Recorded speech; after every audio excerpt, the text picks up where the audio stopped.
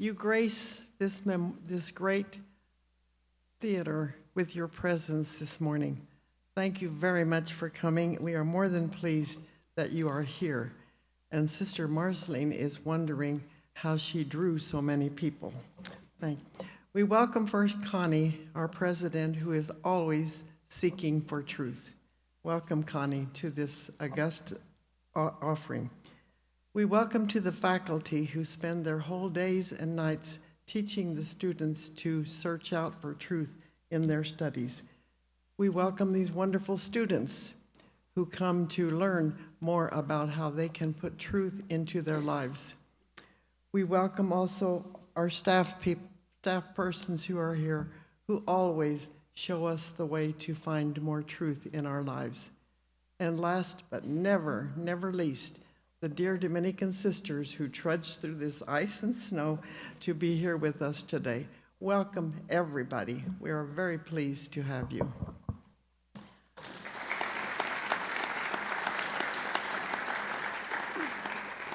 I want to say a few words about St. Thomas before we have the introduction of Sister and her reflection.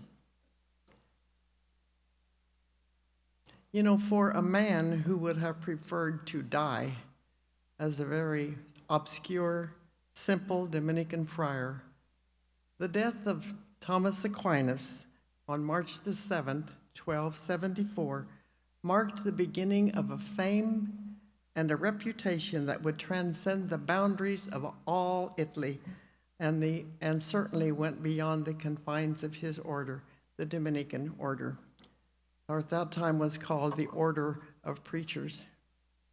Thomas was the youngest son of 7 brothers of noble parents who was born in a castle fortress in southern Italy. At the age of 5, get that, age of 5, he was sent to that famous Benedictine monastery of Cassino and to begin his studies. And when he began his studies, it was to continue until he received the highest degree possible awarded from the University of Paris. Thomas's decision at the age of 18 to enter the newly founded Mendicant Order of Preachers generated such opposition among his family that his brothers were sent to kidnap him. And they did. They kidnapped him and took him home and tried to make him stay. But after a certain amount of time, Thomas escaped from there, and he was taken to a Dominican friary in Cologne, Germany, where he met the great Saint Albert the Great, his teacher. And that's when he started his life of student, of teacher, and of author. The writings of St. Thomas Aquinas have preserved the fruits of his magnificent intellect. Whether writing or preaching, Thomas's gift of adaptability to his audience in his approach and in his vocabulary won their acceptance immediately when he began to speak. Thomas's aim was never to impress, but it was always to instruct. And when he preached the word of God, it became more alive in him than ever before. To the brothers with whom he lived in the monastery, this famous teacher was a very humble, kind, and grateful person who they remember never spoke an unkind word. He was also known for his compassion for the sick and for his availability to anyone who wanted to speak to him at any time. Above all, I hope you remember St. Thomas Aquinas as a man of prayer and reflection, thinking of what was going on within him as God led him along this path.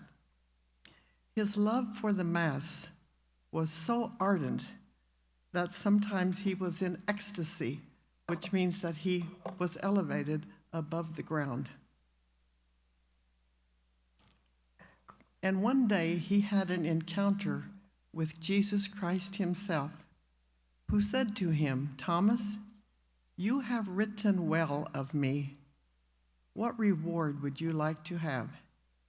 And in his own humble, kind way, he said, nothing but yourself, O Lord, nothing but yourself. During his illness, which followed, he was like he had been all his life, which we all will be. As we live, so we die. He was patient and kind and grateful. He was only 49 years of age when he died, and he was buried very peacefully in a Cistercian monastery in the south of France. Only many years, he was canonized as a saint of the church in 1323, and it was only in 1368 that his remains were finally brought back to southern Italy, and they were stayed in the Toulouse, and they were buried in the Toulouse, France church. Now, those students who are going to be going on the Fanjo trip this summer, 3 of them, to Fanjo, France, will get to see Thomas's body as it is laid out. Thomas is often called the angelic doctor and has been named worldwide the patron saint of schools. And so naturally, we claim this wonderful St. Thomas as our patron of Ohio Dominican University. He is best known through his writings, which you see on display here, and which these were given to us by our beloved Sister Joan Franks when she left here for us to keep and to read. And in these books, Kevin Yost, who comes from the Sophia Institute in Nashville, said, they bristle, these pages bristle with theological quotes and with also the scripture quotes that needed to bring him to his 5 proofs of the church, 5 proofs of God, and everything else. We just hope that you feel welcome now to hear more about St. Thomas as we continue this morning. Thank you so much for coming. And Father Dan Melizer, who is the chaplain at University of Ohio Dominican, is that right? Yes. He will introduce Sister Marcelline. Thank you, Sister Diane. Sister Marcelline Koch, OP, a Dominican sister of Springfield, Illinois, where she directs the Office of Justice for the Dominican Sisters of Springfield. And in this capacity, she serves as the Justice Promoter, co-coordinator of the Springfield Dominican Anti-Racism Team, and liaison for the congregation's socially responsible investing effort. She served on her congregation's leadership team for 8 years. Her earlier ministry years were in elementary education, both as an educator and an administrator.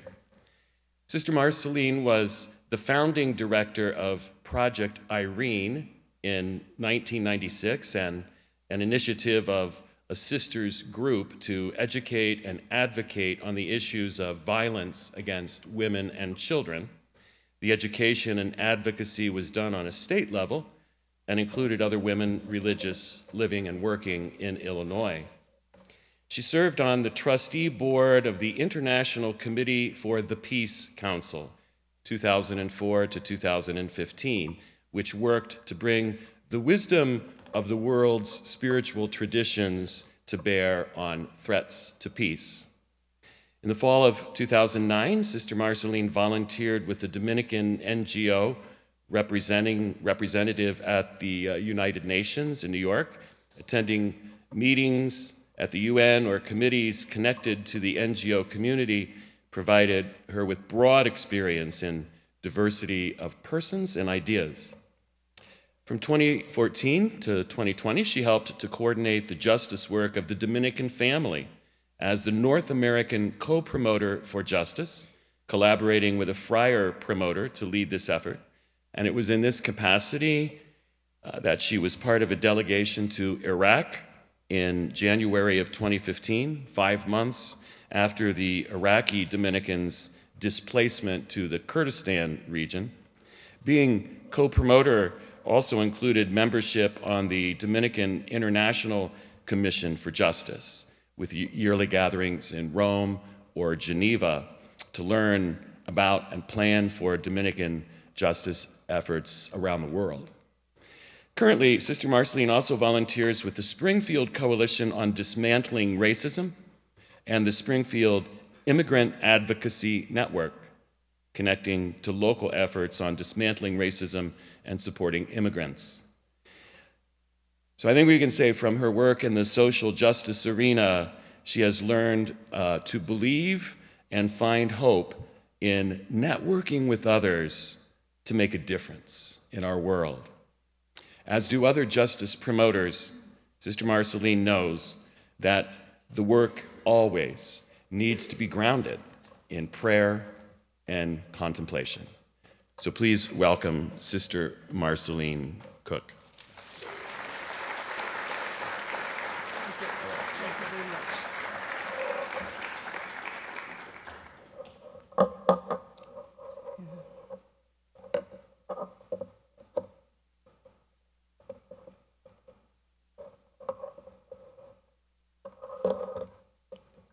Sorry for the noise here for that. Okay. Good morning, everyone. And it's really wonderful to be with you today. And thank you, Father Dan, for the introduction. I feel really graced and blessed in my life to have been called to what I'm doing and for the experiences that I've had. And I pray that for all of you. As he said, I was an elementary teacher and administrator, and over half of my ministry years have been in elementary education. During that time, it seemed that my growing passion for social justice was something I did on the side.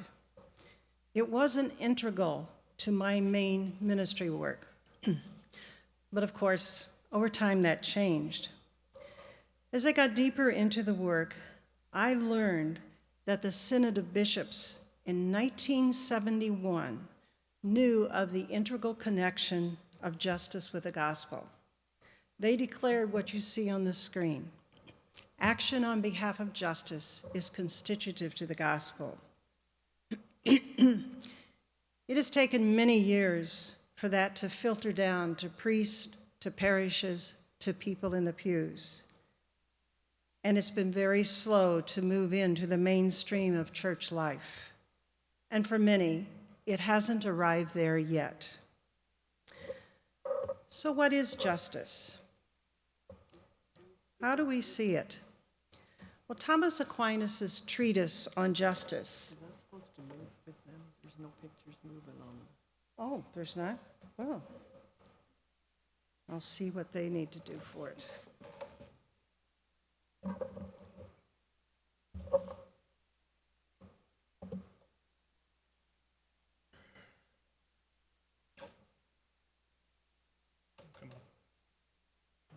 Okay. Okay. I'm going to go back because you need to see the first picture. Thomas and our call to justice, and that action on behalf of justice is constitutive to the gospel. And now we look at what Thomas says. Thomas has 66 questions on justice. It's more than he had on faith and hope. And in his view, justice guides and directs one's actions toward others. It's establishing right relationship with other folks. We humans are social people. We're not isolated individuals. We don't live our faith alone. In fact, we go to God together. And that's an important piece for us. So Thomas names justice as the perpetual and constant will to rend to each his due. Now, for me, that's rather stilted language. But for what it means is that my stance in life is to relate to others with some kind of equality, fairness, rightness. And it's not just that I'm being gracious, which I hope I am. It's that equality and rightness is owed to others. A few weeks ago in Springfield, Springfield, Illinois, which is where I'm from, the state's attorney filed murder charges against 2 EMT personnel. You may have seen it on the national news. The victim had called 911 for help as he was experiencing the effects of alcohol withdrawal. The police determined that he needed medical assistance, and they notified a private ambulance service.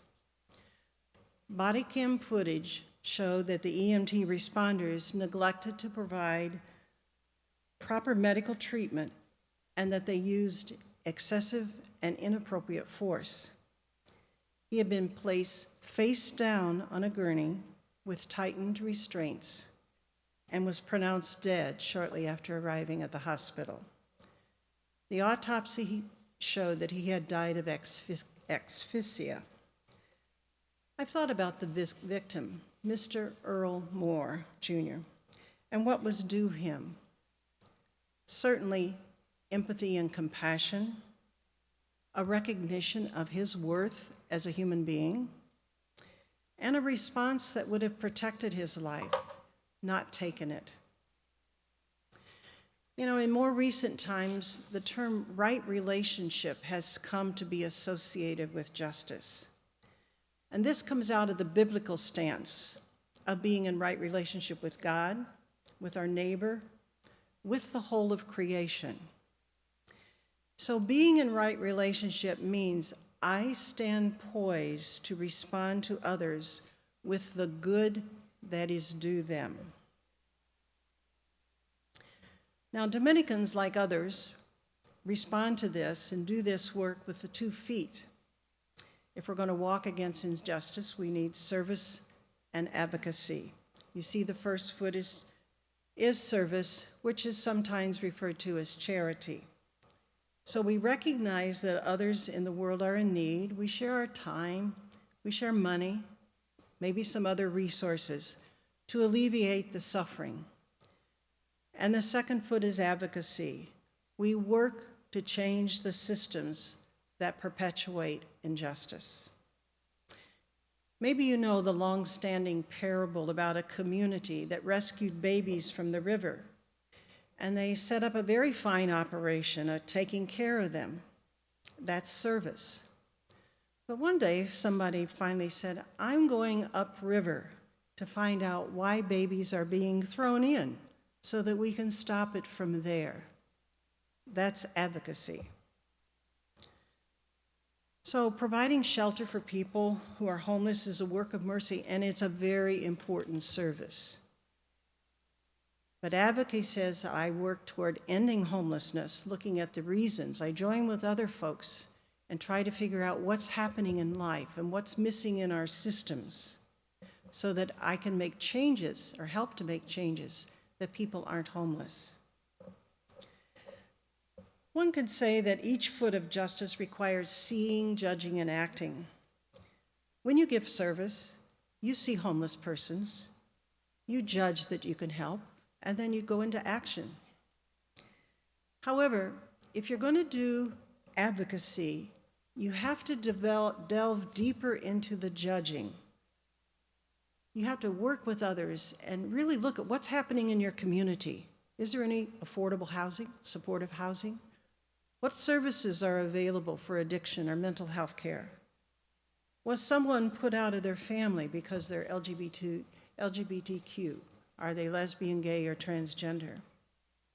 And then through that investigation and your reflection on it, you make some decisions. You act with others to somehow effect change.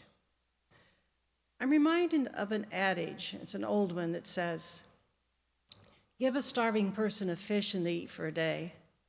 If you teach them how to fish, they eat for a lifetime. But anymore, I think there's a continuation of that. Teaching someone to fish so they can eat for a lifetime is really great. But now we need to ask, who owns the lake? Why do only some people get to fish in the lake? And how did the lake become so polluted? Those are questions connected to advocacy. Doing advocacy is a whole lot more difficult and sometimes even more dangerous than giving service. There's the late Archbishop of Brazil, Dom Helder Câmara, and he's quoted as saying, you know, when I give food to the poor, they call me a saint. When I ask why the poor have no food, they call me a communist. So just a few stories from my experience.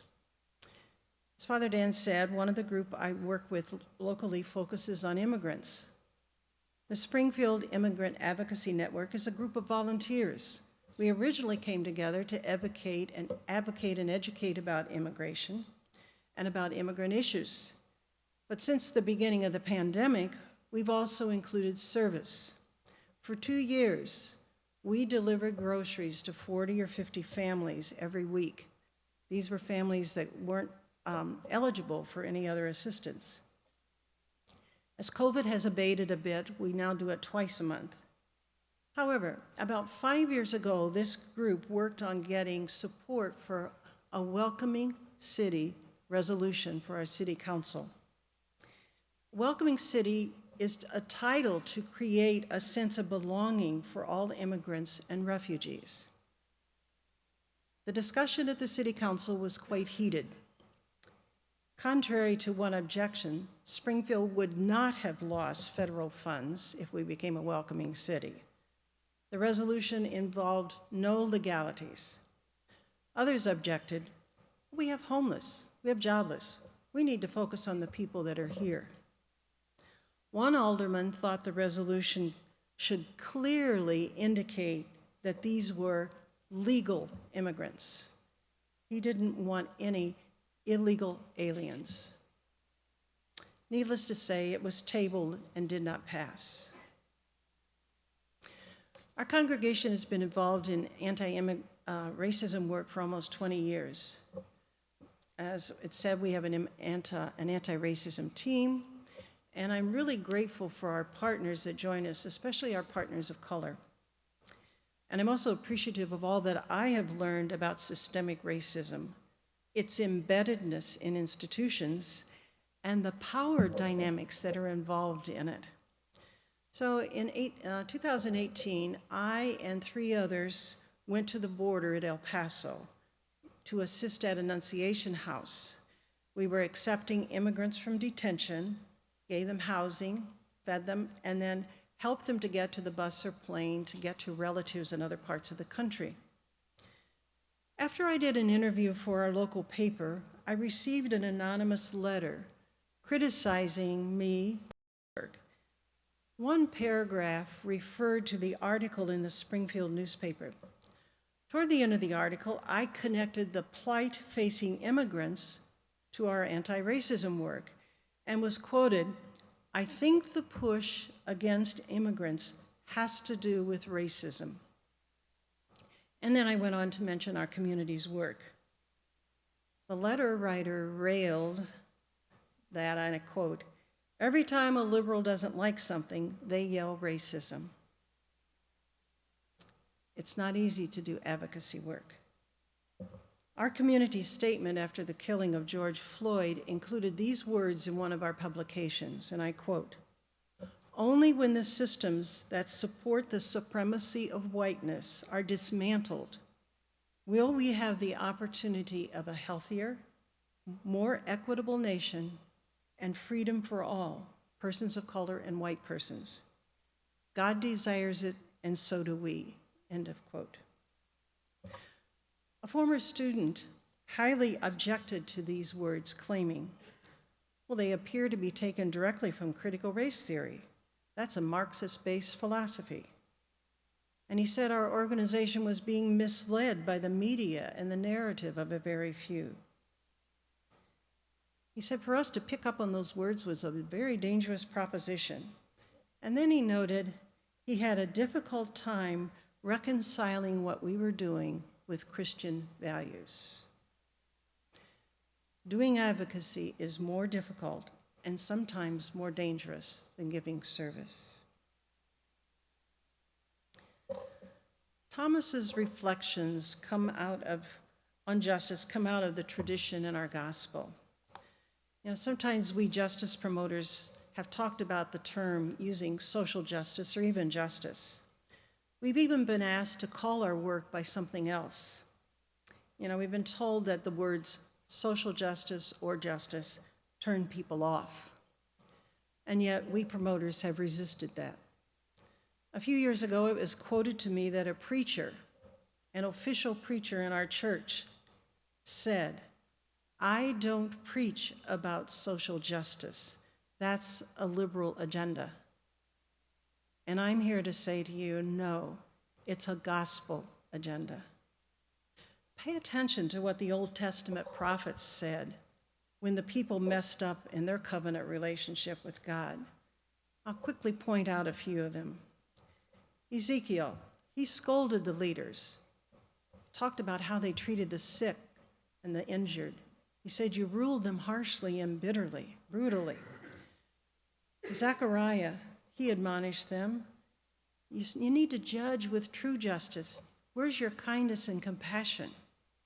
Not to oppress those that are vulnerable.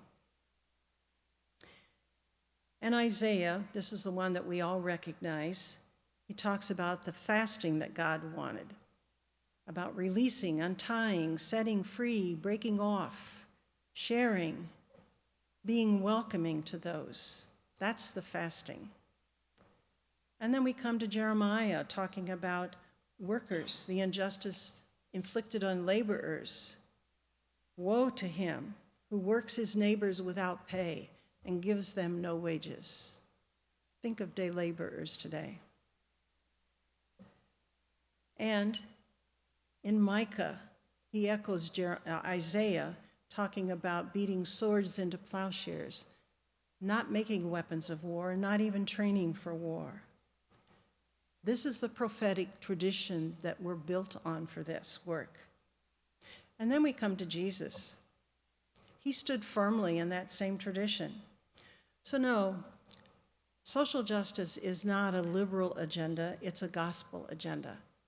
We only have to look at what Jesus did and hear what he said. If you look at his life, we see over and over, he attended to people's suffering, and he required the same of his disciples. He also challenged the powers and the systems and the institutions that kept people in servitude. He tried to give people their due, and he did it as an example for us. What are his words to us? Follow me. That's what he said. So this passage from Luke 4 is a familiar one. He's talking about God's Spirit on him. He's anointed to bring those glad tidings, proclaim liberty, recovery of sight, release, and announcing this year of favor. The verse that comes before this one for Jesus, it says, Jesus was handed the scroll of Isaiah, and then he found the place where this is written. In other words, he intentionally sought out and focused on this message of Isaiah. And then he finishes by saying, today this is fulfilled in your hearing. So we need to pay attention to that. Jesus then sent his disciples out. They had to do the same thing, announce God's liberating message, to heal the hurting and to confront those that are doing the hurting. We have the early church, the time of the early church. It continued. And the early church, as they continued the work of Jesus, they spread, because of persecution actually, into the Greco-Roman world. And they wrestled with many issues as they tried to live. I use these images because the issues they wrestled with are the same ones that we wrestle with now: wealth, war, and the use of worldly power. How do we do things? So the church has always really been about justice and calling us to justice. And yet, if you look at church history, over time, I think there was for a multitude of reasons, there came to be an overemphasis on an individual's personal salvation through pious practices. I can even remember that coming into religious life. And while we know that throughout history there have been people that have paid attention to that gospel imperative, Thomas certainly did when he wrote about it. But for a time, the church sometimes lost sight of what constituted justice for the whole of humanity and creation. And when I think about that, you can't talk about the church's stance in any time or their response without talking about what's happening in the larger society that affects it. I was privileged to have an ecclesiology course from Michael Himes at Boston College. Michael Himes taught ecclesiology always in the context of what was happening in the larger society at that time. It was always so interesting to make those connections.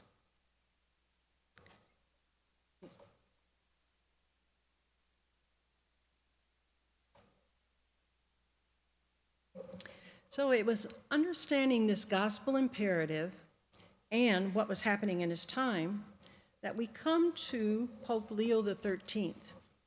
And he did those two things. He paid attention to what was happening, and he also knew the gospel. And we come to the time of his writing of Rerum Novarum, which was an encyclical. This was a time of the Industrial Revolution, the progress. There was a lot of progress, but it was also a time of exploitation and poverty for many workers. Workplaces were dangerous, they were unsafe, there were no regulations to protect workers, no OSHA, no 40-hour work week. You had child labor. You had to work long days or lose your job. So the encyclical's concern was the need for relief from this misery. And since then, since this time, there have been other church documents, including the writings of Vatican II, that have continued to guide the church in how to be faithful to this biblical imperative of gospel justice. I mentioned that one at the beginning about the Synod of Bishops. So there's been a constant emphasis in all of these writings really to address the suffering in the world and of the world. As Thomas would say, to give people their due. And now we in our time are also adding to give earth its due. This emphasis from these writings has formed the basis of what we know as a Catholic social teaching, and it's given us some principles that you might be familiar with. They're easily identified. We want having regard for the life and dignity of the human person, honoring the need for community. Remember I said we don't go to God alone, we go together. What's the common good in all of this? And protecting rights, but also fulfilling responsibilities, including that preferential option for the poor in our decisions, and recognizing the dignity that goes with work and what are workers' rights? What kind of a just economic system do we need? And solidarity, that's not a one that people talk about a lot. It's my new favorite virtue. I think the virtue of solidarity is huge for us in our day, to be in solidarity with others and then pursue peacemaking. And last, but not because it's least, is about caring for our creation. So it's like we need to see where the dignity of persons is being violated, judge where the common good is being ignored, and then we have to act in solidarity with others to do something about it. So let's look at Dominicans and the call to justice. I think St. Dominic gave us the first example of seeing, judging, and acting. In his time, he was seeing people suffering from a famine. He determined to help. He sold his books. That in his time, they were a very valuable asset. He certainly isn't going to be able to go down to Barnes & Noble and get them replaced. And he used the proceeds to support the famine victims. Said he couldn't study from the dead skins of books when his neighbors were dying. And then we move on to the time of exploration and colonization in the Western Hemisphere. Dominican friars accompanied the explorers to Hispaniola, which we know as the countries of Haiti and the Dominican Republic. It took the friars time, almost a year, to understand. They had to see and understand what was happening to the native peoples and to the land there, and how the peoples were being enslaved, they were exploited, they were cruelly abused. They were really totally disregarded as human. So as a community together, they grappled with those realities and tried to think about what could they do about it. So they determined that one friar would be the voice of the community.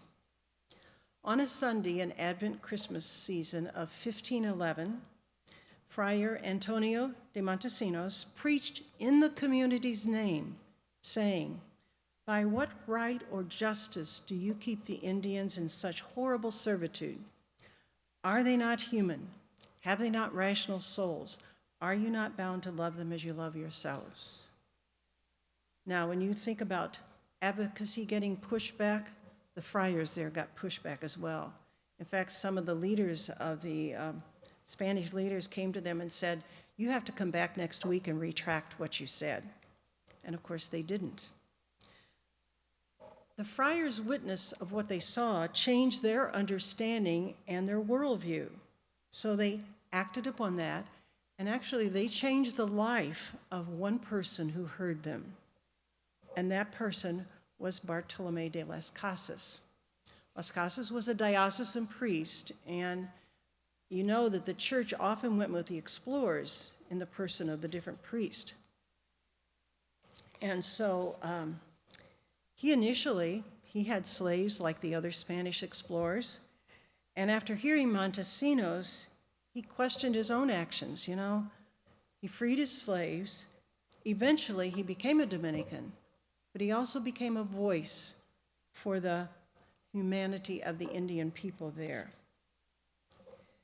Now, the friars in the New World shared with the friars in Salamanca, Spain. And they told them, this is what's happening here. And they also told them about what their preaching was. And so the friars in Salamanca, it was at the University of Salamanca, they took what they heard from the friars in the New World, and they took that to their teaching and writing. And their writings today are considered the foundations of international law on human rights. So you see, Dominicans have a long history of seeing, judging, and acting to restore right relationships. We sometimes refer to this as the Salamanca process, connecting persons in situations of injustice with persons in academia who, through their study, writing, and advocacy, can help to effect change. So we never change systems working alone. You know that community is one of our pillars, and so we have to do it with others. And before I pull in the next picture that goes on this slide, I just want to point out the picture of the building is the Friars Convent in Salamanca, Spain. Because in 2016, celebrating the 800 years of the order, Dominicans and colleagues gathered in Salamanca at that convent. They came to participate in this international congress about Dominicans and the promotion and defense of human rights, past, present, and future. And so for all of us there, we looked at what had happened in history and then the reality of the world today and how we might renew the order's mission in our world today. It was a powerful experience of hearing from so many all over the world. One of the many ways that Dominicans work together and with others is through our work at the UN, New York and Geneva. We participate as an NGO, which is the non-governmental organization, and along with others, many others that are known as civil society, in contrast to the nation states who are actually the members of the UN. So what we do is we bring our mission, our presence, our expertise and our credibility, because we can tell them this is happening in Myanmar because we have Dominicans there. And then we bring that to bear on issues that they're discussing and about which eventually there will be some decision. In 2015, the member states approved the Sustainable Development Goals. These are 17 goals to address the global challenges. And, poverty, inequality, climate, prosperity, peace and justice, all the things that we would be talking about.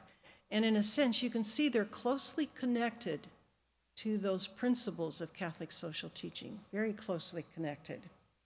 So this is another way the Salamanca process works. Dominicans ministering in local areas around the world share those with the Dominicans and partners at the UN. And that helps to shape, those realities help to shape decisions for the future. Dominican justice promoters around the world are organized into regions.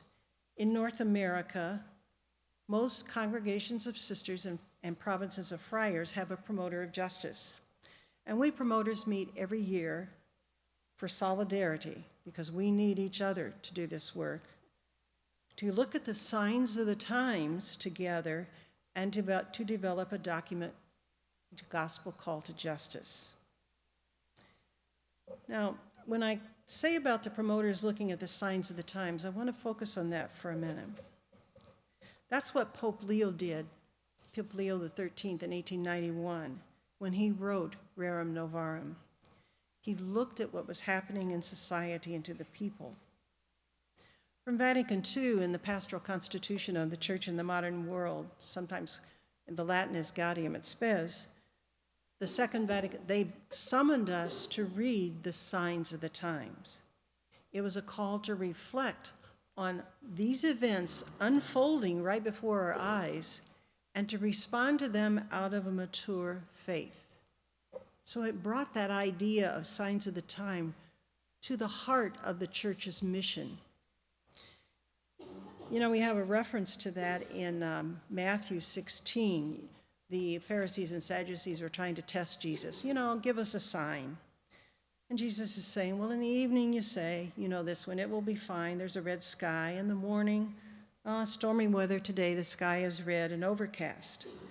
And then he challenged them. He said, you know how to read the face of the sky, but you cannot read the signs of the times. So we keep connecting with that. A way to think about that is that we have two books. You have two books to live by. The book of God's Word and the book of life, what's happening. Because we know the gospel, we see the events of the world differently, and we don't separate the gospel and our church teachings from what's happening. Another part of Gaudium et Spes says that the goods of creation are destined for humankind as a whole, not just for a few. I think of that often when I turn on water, a tap water in my house, and think of the people in different parts of the world in poverty areas that have no water, period. Now, we know that the distribution of goods will never be equal, but we do need to be concerned about some great inequality. I just want to share a few signs of the times related to these ideas. You may have seen before the champagne glass distribution of income in our world. This is world and it's income. So income is what you earn. So you can see that all of us here are in the richest 20%. We're a part of the almost 83% of gathering all the income of the world. And it narrows down so that the poorest people in the world have only not even 2% of it. So that's one image to help us see what's happening in our world. This one, and I don't know if from far back if you can really see it well, this talks about wealth in the United States. And wealth includes your income, it includes all your assets. If you own a house, if you have a car, if you have stocks, whatever. And it's showing you this very first one here. This one guy is just 1%. That 1% has 43% of the wealth in our country. If I go over to the right side, it's almost reversed. We have 50% of the people having only 1% of the wealth. To me, this is sobering. Right now, I think that the unequal distribution of wealth in our country is the greatest since it's been since the 1929s. So it's just an image to help us to see what's happening in our world. And this trend has increased in terms of the wealth going to the upper part. That's a sign of our time. Another one I want to lift up because we're still in January. And January is Slavery and Human Trafficking Prevention and Awareness Month in the US. Human trafficking is our modern day slavery. And it always amazes me. You have this egregious abuse of selling people, and the trade in people is up there with the trade in drugs and arms. The three are the highest three things for income for organized any kind of crime.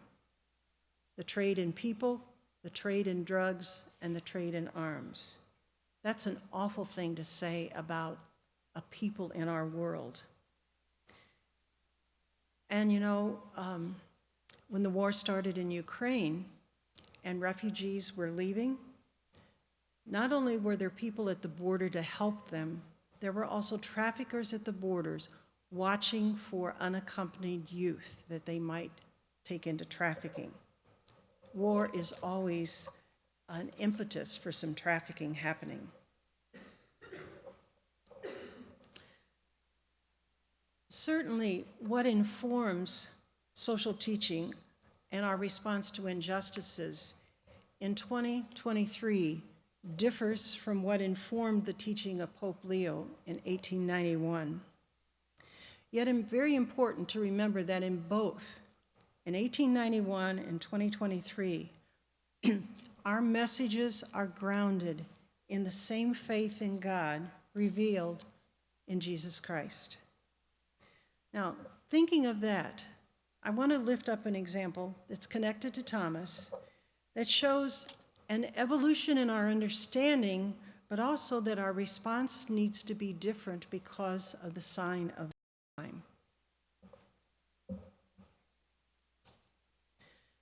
St. Augustine is usually identified as the first individual to offer a theory on war and justice, and when it's permissible to go to war. The whole goal was to limit war in some way. Thomas Aquinas revised it, and he had three criteria.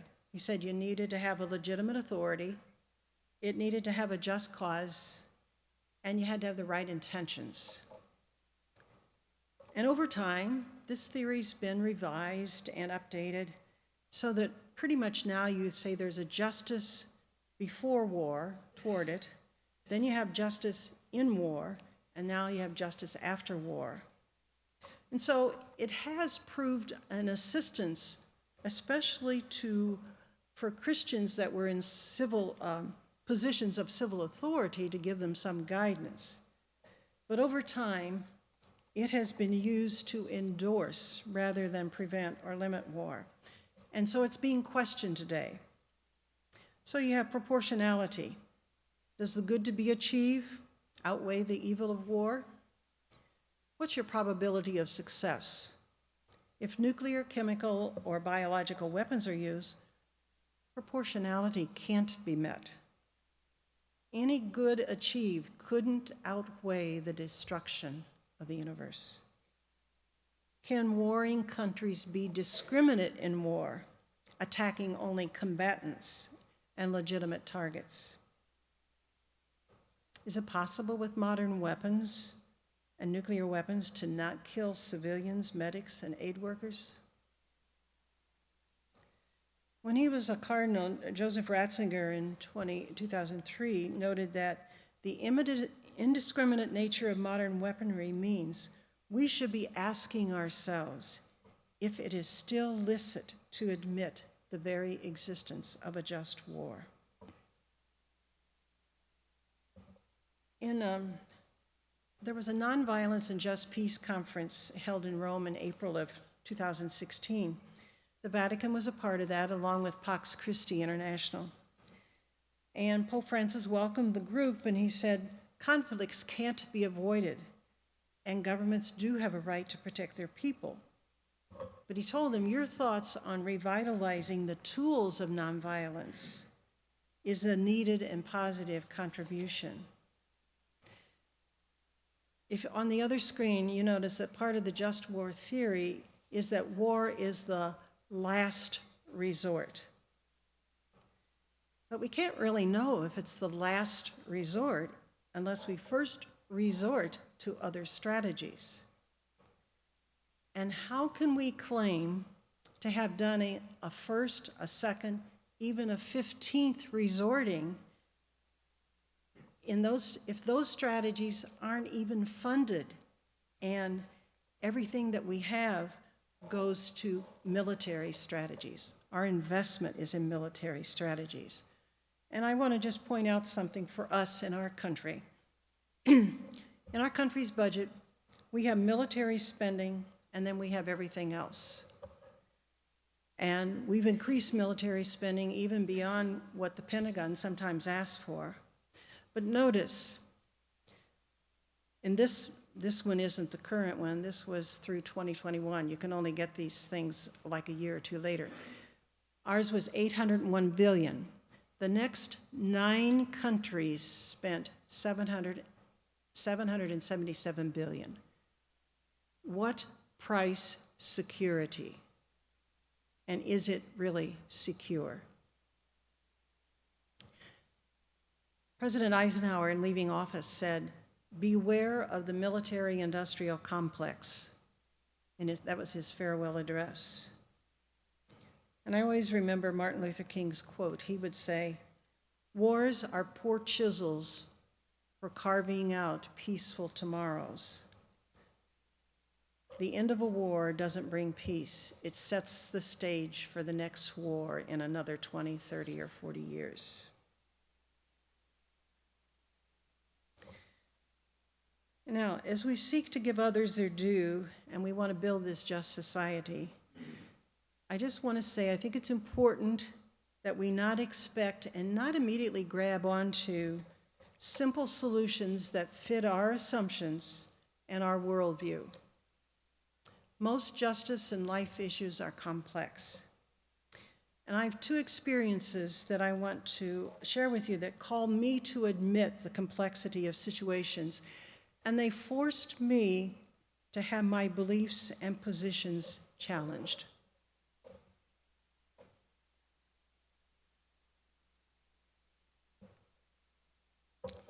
It was in 1990 in El Salvador, before the peace accords were signed. I was part of a Dominican delegation, visiting Dominicans ministering there. We were in the countryside visiting a repatriated community. It's Nueva Esperanza. As we joined in the celebration of the completion of their teacher training, we were told that a few FMLN soldiers had come into the camp and would we want a conversation and hear their story. Sitting around a campfire in the middle of nowhere, at least that's what it seemed like to me, I heard them share about their struggles to be heard, their efforts to get justice for their work and their families, and the violence and shutdown of authorities. I don't support violent responses, but I've not forgotten them and what they have been going through. And I had to admit to myself, I could not fault them for taking up arms. The other one was in Iraq in 2015. As Father Dan said, I traveled there to visit our Iraqi Dominican family in January, 5 months after they fled from the ISIS forces, and made the 9-hour nighttime journey to Kurdistan. Kurdistan is a semi-autonomous region in the eastern part of Iraq. The sisters found refuge in Erbil, along with thousands of other people. One morning, Sister Huda came and shared that the night before, ISIS forces had tried to come near to Erbil, and it was U.S. air power that pushed them back. Again, I held opposites. Since I was in Erbil, I was grateful for that air power. And yet, I don't support the amount of militarism we have. However, if I was to be grateful for that protection, how could I deny it to others? Right now, justice promoters and I are caught in the same dilemma with Ukraine. Ukraine needs to protect itself, and yet we are sending weapons galore. The people making money from this war are weapons manufacturers. Where does peacemaking come into this? What does it mean to give others their due in this situation? No simple, easy, either-or answers, but we have to grapple with the questions. And so, go back to Thomas. The promotion of justice and peace is central to discipleship, to our baptismal calling. We don't have to stop what we're doing and go to another project necessarily. What we do need to do is to see the goal of justice and peace, bringing that good news as the perspective that shapes and flavors everything we do. It's like a lens that you bring to whatever you are about. And when we do this, we join Jesus in the work of healing, justice making, and giving others their due. And as Dominicans, we always need the support of others, and we do this in community. We do this together, and I invite you to do the same. Thank you.